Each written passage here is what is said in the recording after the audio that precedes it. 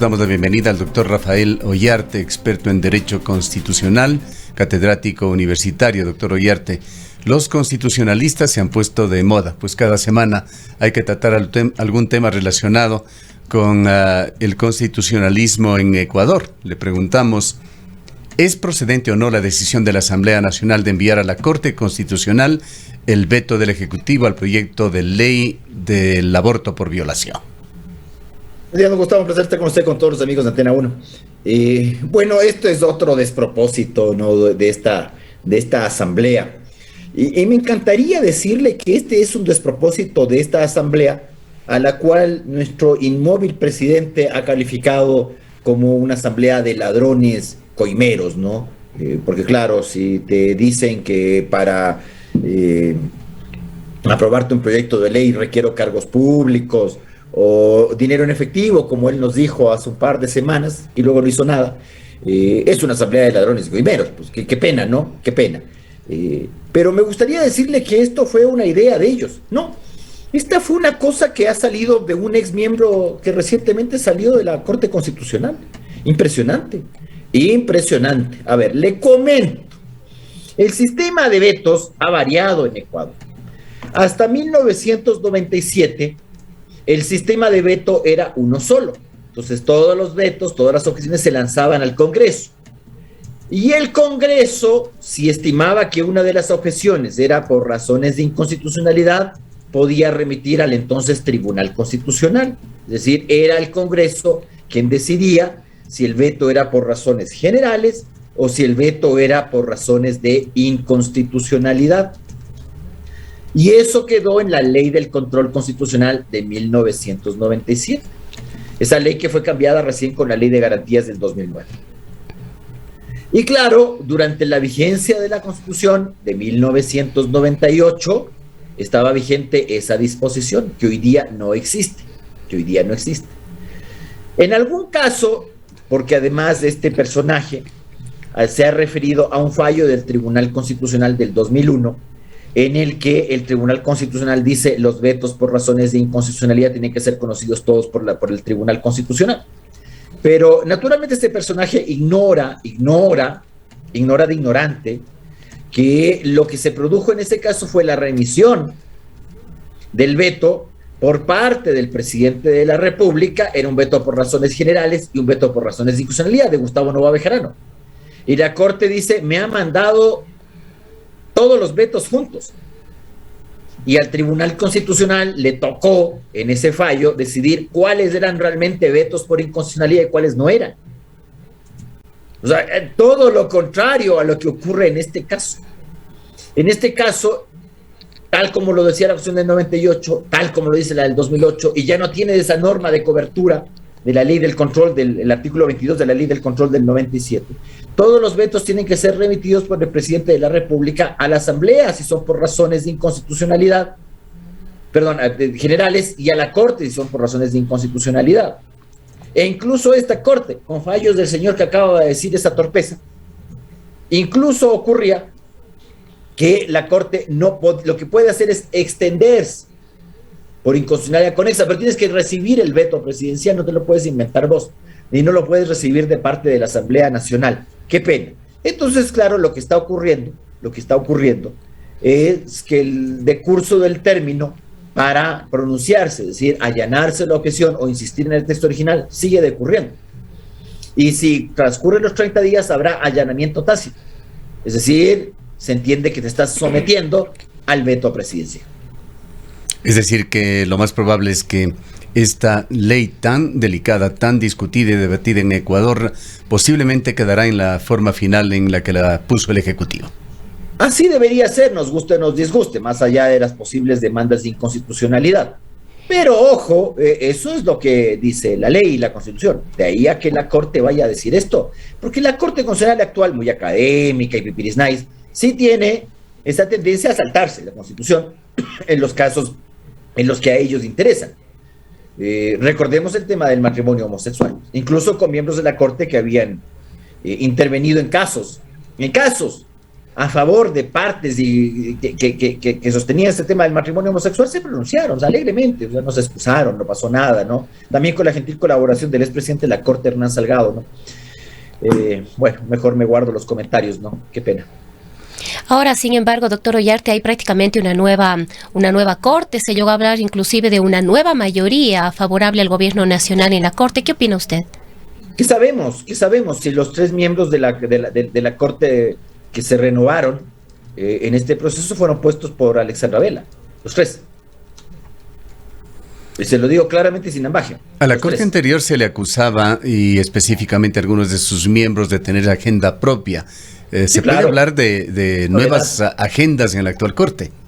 Yo qué sé, porque además el presidente Lasso irresponsablemente dejó el tema de los nombres para integrar la Corte Constitucional en manos de la entonces ministro de Gobierno, Alexandra Vela. Yo no decía, ¿qué será que Alexandra Vela va a durar hasta el año 2025? Duró nada.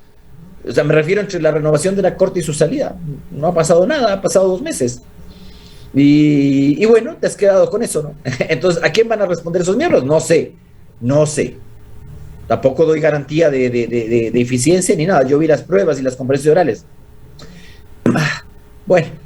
Ayer hablábamos con otro constitucionalista sobre otro tema y lo último que pensaba es que sí iba a dar la medida cautelar en favor de Llori, y vamos a tratar ese tema de inmediato con usted, pero aún continuemos con este tema de la Corte. Usted señala ya lo que sería previsible, pero en la práctica, ¿qué grado de certeza piensa usted existe en que pase el tiempo y esta ley sea definitivamente aprobada? Pero es que el que tiene que remitir esto al registro oficial es el presidente de la República. Entonces, lo de la Asamblea es totalmente improcedente, entonces. A ver, pero claro, o sea, pero yo estoy hablando de un presidente de la República que ejerce el poder como corresponde, pues no de alguien que está con esta tendencia del Chapulín Colorado. Sí lo hago, y no lo hace. O sea, sí tengo la muerte cruzada en el escritorio. Sí voy a hacer tal cosa, sí hay que desaparecer el Consejo, y ahí sigue igual viendo pasar el día, señor. ¿Usted considera, doctor Ollarte, que la muerte cruzada era la opción o era una opción en estos casos? A ver, perdón, ¿con quién está hablando? ¿Con el presidente Lasso? Cambia de opinión según come o no un pollo frito.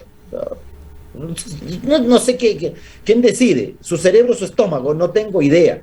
Ahora, lo único que le estoy diciendo es, si el presidente Lasso tuviese pantalones y lisa y llanamente aplicara la Constitución, remitiría el proyecto, remitiría la ley al registro oficial toda vez que han transcurrido los 30 días y la Asamblea no insistió en el texto original ni se allanó expresamente al vete. Aunque haya un pronunciamiento de la Corte Constitucional. ¿Qué pronunciamiento de la Corte? A ver, cuénteme.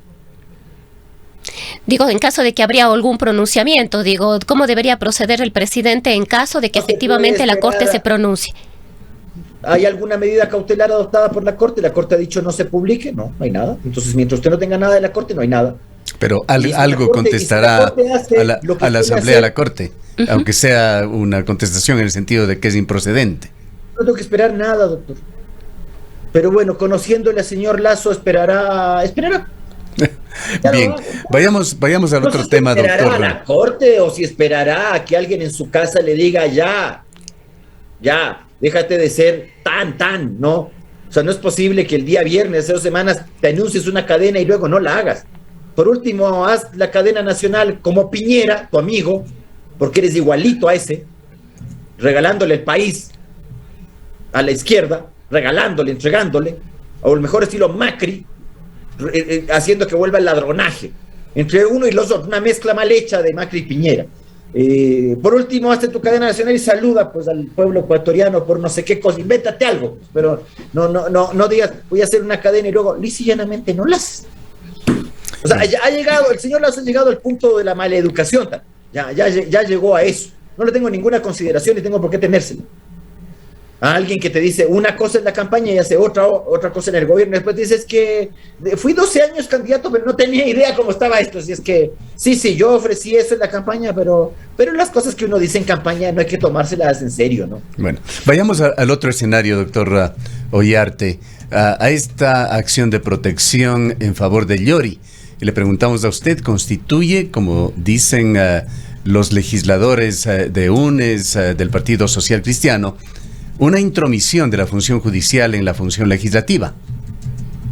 A ver, no. También esta gente, no me cita ignorantes como son los señores de la Asamblea. Una caterva de gente desconocedora que no se ha abierto la ley ni por norma. Para esto están los jueces, primero.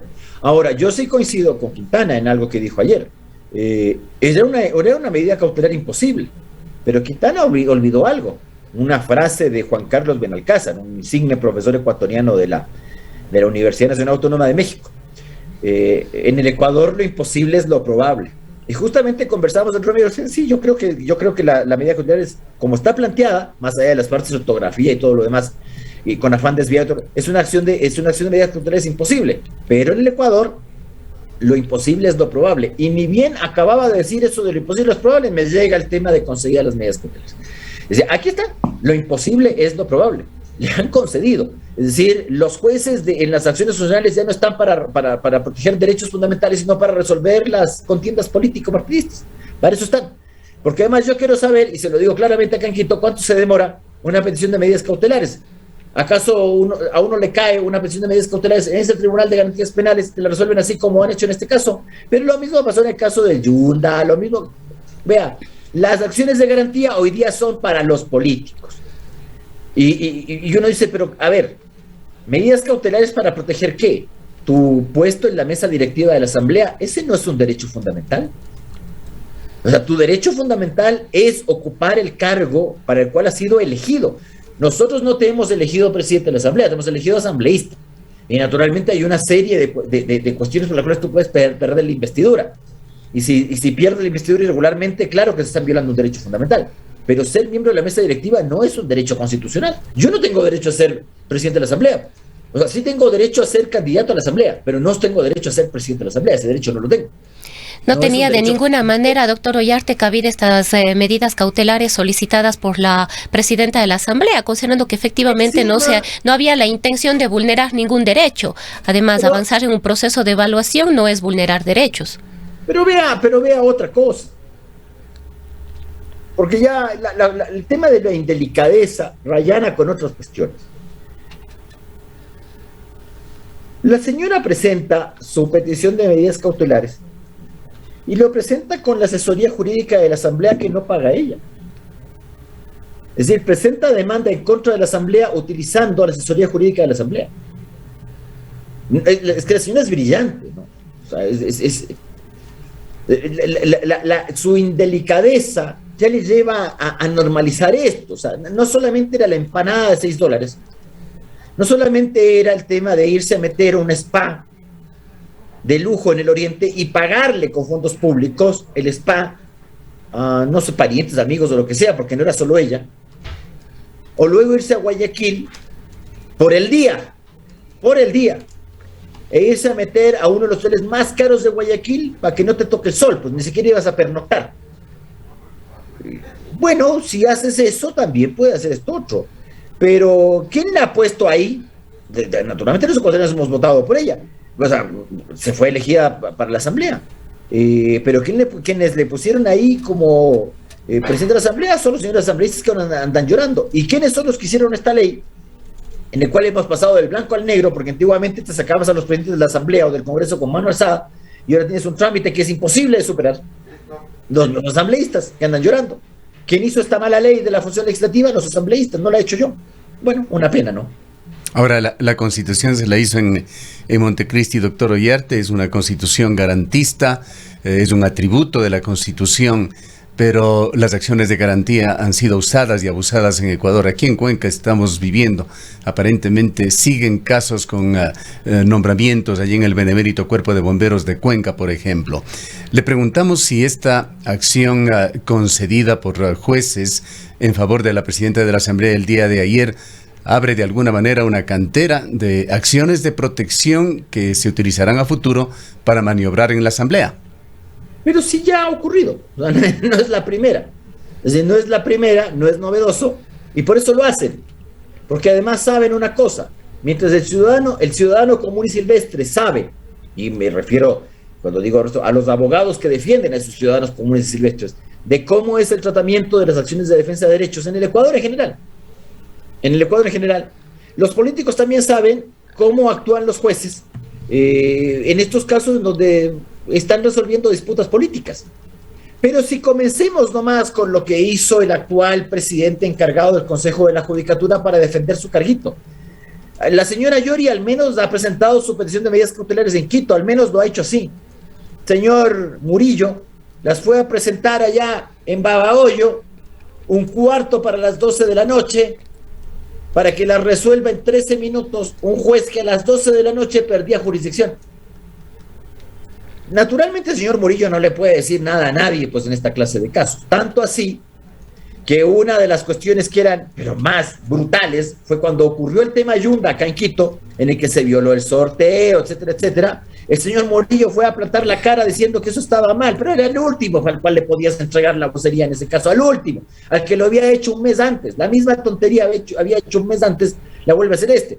O lo que hizo la señora Barreno, también vino a presentarse una acción de protección en el Puyo, no en Quito, para proteger su carguito. Entonces los políticos tienen bastante claro que las acciones de defensa de derechos no son acciones de defensa de derechos. Las acciones de garantía son para proteger cargos públicos de gente que tiene algo de poder, ¿no? Entonces ahí sí, puertas abiertas de par en par, te las concedo rápidamente, porque no digo que lo que ha dicho el Tribunal de Garantías Penales es irregular, no, es que sí debe ser. Tú recibes una acción de medidas cautelares y deberías pronunciarte inmediatamente sobre su procedencia. La cosa es cuántas veces haces el tribunal aquello. Entonces los políticos saben que ellos tienen otro sistema. O sea, el sistema es eficiente para ellos. Para el ciudadano común y silvestre, no. Usted vaya ahí y aguántese, no haga la cola. Ahora, doctor Ollarte, quisiera invitarle a hablar netamente de política. ¿Cómo ve usted ese posible acercamiento que se estaría dando entre el Ejecutivo con UNES y el Partido Social Cristiano, regresando el calendario a lo que estuvo a punto de ocurrir en mayo del 2021? Bien está. Todos son iguales. A la larga es eso. Para darte toda esta vuelta, y usted creo que lo ha hecho con mayor finura que yo, te has dado una vuelta en redondo, un verdadero giro en 360 grados. Cuando se llegó a un acuerdo entre, creo que tenía 12 legisladores, tenía que pactar con alguien, y solo podía pactar con quién, por el PSC, que además era tu aliado en la campaña, y luego te quedaba o los correístas, o los pachacútics, o los izquierdas democráticas. Es decir, no hay mucho de dónde escoger entre Satanás, Belcebú y el diablo. Entonces, igual tienes que escoger a uno de los tres. ¿Qué se te ocurrió a vos? Darle la espalda a tus aliados naturales y cristianos, les diste la espalda y te fuiste ¿con quién? Con Pachacútec y con la izquierda democrática. Es decir, vos porque Lazo de derecha tiene lo que yo tengo de comunista, ¿no? Pero bueno, pero decía que era, ¿no? Aunque los políticos ahora te dicen que no son ni de derecha ni de izquierda, sino todo lo contrario, justamente para poder ser timoratos, blandos, indecisos, decir una cosa y hacer otra. Entonces, no hay derechas, no hay, ¿qué discurso más conveniente? Y los ecuatorianos se los permitimos encima de eso. Entonces, uno decía, pero si tu programa de gobierno es tendente al liberalismo económico, más o menos de eso, los animalitos de Ecuador Libre, ¿no? Uno entendía eso. Incluso luego te fuiste con los demócratas cristianos, pero los demócratas cristianos son veletas, ¿no? O sea, ¿para dónde corre el viento? Uno nunca sabe para dónde va esta gente. Pero uno decía, es totalmente antinatural meterte con Pachacútec, que bien o mal, no a las concesiones, no a esto, no a lo que tú propones. Uno decía, pues una alianza bastante morrocotuda, ¿no? Es esa, ¿no? Y va a salir mal. Entonces uno decía, bueno, tiene muchas opciones Lazo, pero bueno, ya son cosas del presidente de la República. Yo ya no me puedo explicar las cosas que hace el jefe del Estado. No sé, mañana ha de salir diciendo otra cosa. ¿Tuvo usted la posibilidad, doctor Ollarte, de revisar un poco en detalle la ley de promoción de inversiones que se ha convertido en la manzana de la discordia para gran parte de lo que está pasando entre la Asamblea y el Ejecutivo? El Ejecutivo lo ha descrito como la oportunidad que necesita el Ecuador para su desarrollo, mientras sobre todo los partidos, movimientos de la izquierda ecuatoriana señalan que es la peor amenaza del gobierno para privatizar el país. ¿Cuál es su opinión? A ver, primero la gente que habla de privatización sin saber lo que es la privatización y olvidar que sí existe la concesión en la Constitución y en la ley de alianzas público-privadas del correísmo y de la izquierda. A ver, había unas cosas que a mí me llaman la atención. O sea, el tema de las concesiones no es una cuestión que aparece en el proyecto de ley de inversiones. No. Eso hace harto rato. Para eso tiene la ley de minería, los contratos hidrocarburíferos que son concesiones en realidad, en la ley... El espectro radioeléctrico es otro ejemplo. La ley orgánica del servicio público de energía eléctrica, sí las tiene, pero incluso en esta última ley correísta de las alianzas público-privadas, pues ya las tenía. Entonces eso decía, a ver, no necesitas la ley de inversiones para concesionar, no. Tal vez querías modificar en algo el sistema de concesiones, pero no era una cosa tan profunda. Y además la concesión nunca es privatización. De hecho, como los bienes y los servicios no están en el ámbito privado, tienes que concederlos. No, yo no tengo derecho. Yo, por ejemplo, tengo derecho, como usted o como cualquiera de nuestros radioescuchas, a poner cualquier emprendimiento, cumpliendo con ciertos requisitos. O sea, si usted quiere ponerse una panadería, no necesita obtener una concesión estatal. ¿Ya? Si quiere ponerse una tienda, no es una concesión estatal. Le van a decir unos permisos de funcionamiento, sanidad, municipales, tipo cosas normales, ¿no? Como se requiere para cualquier cosa, lo mismo. Si usted se compra un carro, le van a decir, tengo una licencia de manejo, pero no le van a dar una concesión, pues, ni ninguna cosa de esas. Pues no tienes que participar en un gran concurso, hacer tus propuestas, no. Pues, ¿ya? Porque los bienes y los servicios están en el ámbito privado. Como eso está en el sector público, es decir, están publificados, es decir, están desprivatizados, tengo que conceder. Entonces no es que una ley privatizadora, pero es que a los señores de izquierda les encanta decir esto. Les encanta decir esto. Yo no sé qué país se ha desarrollado haciendo lo que ha hecho la izquierda ecuatoriana con la gentil colaboración. Pero ¿de dónde vienen esos comentarios de que se pretendería con esto privatizar los servicios públicos, que se los considera o se consideran los casos solamente de excepción, pero se señala que la excepción se convertiría en la regla? Tal vez esa gente tiene teléfonos. ¿Sí han hablado por teléfono? ¿Cuál es la empresa pública que le presta a usted el servicio de telefonía celular? Y está llorando. Y entonces, entonces no es que la empresa me paga a mí unas regalías, me paga a mí unos impuestos, yo le controlo la calidad del servicio, eso debería ser, le controlo los precios, etcétera, etcétera. Pero está concesionado, pues no es que está privatizado. Yo el día de mañana no me puedo poner una telefónica. O sea, me encantaría porque es un buen negocio, pero no puedo hacerlo, ¿no? Entonces sigue estando dentro del sector público. El tema del agua. El agua no está privatizada, el agua no es privada. Es pública. Queda claro que tiene usted una visión positiva sobre esta ley. Ahora, ¿cómo canalizar no solamente esta ley, sino canalizar un proyecto político que se supone tiene el presidente Lasso para plasmar su ideología en la práctica del poder aquí en Ecuador? Es que no sé si tiene algún proyecto político, no. O sea, tal vez el proyecto político del jefe del Estado es permanecer, con la gracia de Dios, hasta el año 2025, sea lo que le cueste al Ecuador. Es que el interés personal está sobre el interés público. Por eso él nos dice que tenemos una asamblea de ladrones coimeros, pero ahí nos deja con eso, teniendo él la posibilidad. Ahora, la flexibilización laboral, esta invitación al capital extranjero, ¿no son parte de un proyecto político de Guillermo Lasso? No me mezcles las cosas. Flexibilización laboral. Toda la gente que anda hablando de la flexibilización laboral, como que fuera mala palabra o alguna cosa por el estilo, pregúntele al señor de la tienda de la esquina, al señor que tiene tal emprendimiento, si contrata con el Código del Trabajo del 33. Tenemos una amplia contratación en Ecuador con las reglas del Código del Trabajo del 33. ¿La tenemos?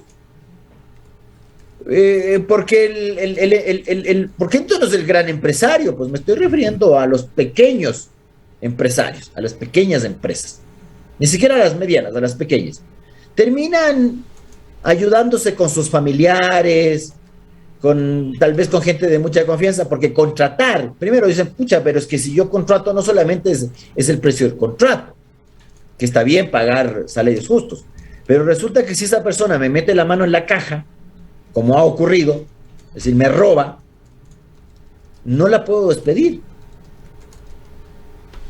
Y si la despido, es despido intempestivo. Pero el presidente no está promoviendo de que se derogue este código del trabajo. Lo que está promoviendo es la convivencia de dos códigos del trabajo. Y allí surgen incluso las preguntas que van directamente a su rama. ¿Es eso constitucional? Y sobre todo, ¿es una buena práctica en política laboral? Pero es que eso es el señor Macri Piñera, un mediatín. Entonces, no, yo te dejo eso y voy a hacer convivir. Ni siquiera puedes decir las cosas frontalmente, es que no necesitas convivencia, pues, pero bueno. Entonces, los nuevos con las nuevas reglas y los antiguos con las antiguas reglas. Aunque no lo digas, así sería, por derechos adquiridos. Y ese principio constitucional de que todos los ecuatorianos somos iguales ante la ley, ¿en qué quedaría? No, siempre pasa aquello, las nuevas leyes modifican las situaciones jurídicas. No es que no somos iguales ante la ley. Entonces, es como que yo dijera, los ecuatorianos somos tan desiguales ante la ley que hay gente que sigue tramitando sus causas con el Código de Procedimiento Civil y la Ley de la Jurisdicción Constitucional Administrativa, y hay otros que la están tramitando conforme el Código General de Procesos. Sí, son las nuevas leyes. Lo mismo ocurre con las reglas relacionadas, por ejemplo, con la adquisición del Estado Civil. Las reglas de adquisición del Estado Civil son las establecidas cuando usted adquirió el Estado Civil. Esas cambiaron, pero cambian hacia el futuro. Pero el ejercicio de los derechos es con la nueva ley. Entonces, no es que ahí es la clase de privilegios o diferenciaciones. Usted tiene reglas diferenciadas de conformidad con cuando se producen las situaciones jurídicas concretas. Bien, concluyamos en algo, doctor Ollarte, sobre todo en el sentido de hacia dónde marcha el Ecuador con el sistema político que tenemos. Usted es mala gente, francamente. Usted es malo porque me hace esa pregunta. Y lo que yo veo es que el Ecuador se dirige a un despeñadero, así nomás. Las elecciones son cada vez más el momento en el cual uno tiene que ir con un esfero a matarse, independientemente de que usted sea de izquierda, de derecha, de centro o cualquier cuestión. Pero esto de que estemos sometidos a elegir algo que te ofrecen y que luego te dicen lo mismo no ha sido lo que hizo Lasso. Sí, yo dije esto, pero no, es que no tenía muy claro cómo estaban. 12 años de candidato y no tenía claras las cosas. O lo que hizo Correa, con mucha fuerza en la campaña, ¿no? Hay que bajar el IVA del 12 al 10, porque bajando el IVA del 12 al 10 se fomenta el consumo y la producción, Y cuando llega, es que yo no sabía cómo estaban las finanzas. Pero si vos fuiste ministro de finanzas un par de meses antes, pues, y me vienes a mentir y me vienes a decir que no tenías idea de cómo estaba la cosa. A mí cada vez más las elecciones me desesperan, porque te llega una serie de gente ofreciéndote todas las soluciones, porque ese es el candidato. El candidato es un tipo que tiene todas las soluciones. Usted le pregunta a Yacu Pérez, se las sabe todas. El rato sale nomás escapando del cargo, ¿ya? Porque quiere hacer otra cosa. Y entonces, claro, yo cuando soy candidato tengo todas las soluciones, y cuando tengo el poder te doy todas las explicaciones. Pero si a eso además sumas un carácter indeciso, tibiezón, peor todavía, ¿no? O sea, ni siquiera sabes qué hacer con la cosa. Si no sé cómo te ha ido bien en la vida a vos, no me queda claro, ha de haber sido tu mujer, digo yo.